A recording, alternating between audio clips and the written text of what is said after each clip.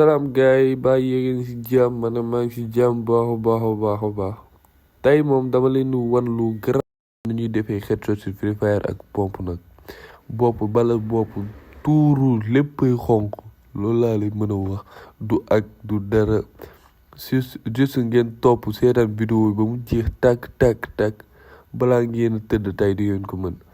balaa boobu ma leen wax ngeen abonné ngeen like ngeen partage surtout ngeen activer cloche bi parce que am na yenn vidéo yuy ñëw yoo xam ne ñoo gën a garaaw surtout ak UMP bi booboo gën a garaaw yëpp laa lay wax ni tout rouge ngay dóor.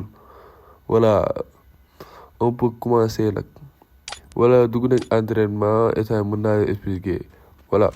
vous voyez comme vous le voyez là si zone bii nii ngay gis voilà côté nit ki nii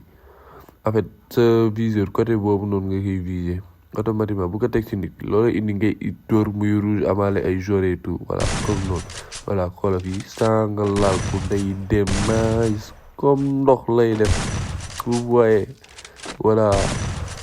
j'espère que cette vidéo vous a plu ma leen wax ngeen like ngeen partage ngeen abonné ngeen wax seen xarit yi yéen ñëpp ngeen abonné aussi dina jàppal chaîne bu baax a baax bii di ñëw nag moo nar a dàq bi ak UMP bi tout rouge ngay dóor te xam naa ñu bëri loolu lañ bëgg dama leen wax nag xoolal like leen surtout bu leen fàtte abonné ngeen activer cloche bi xam ne vidéo bii di ñëw di ngeen bokk si ñu koy njëkk seetaan isaay mën nañ dem dama leen wan quelques freestyle et tout voilà yoo xamante ne c'est réel dans le jeu yi ngay joué dóoray tout rouge yoo xamante ne voilà comme exemple bii nii ngay gis nii voilà. il suffit que nga yéegal bouton tir bi rek bal bi dem si bopp bi li ma ci gën a jaaxal si lu gaaw la lay dóor balu bopp boo xamante ne dañuy tiit.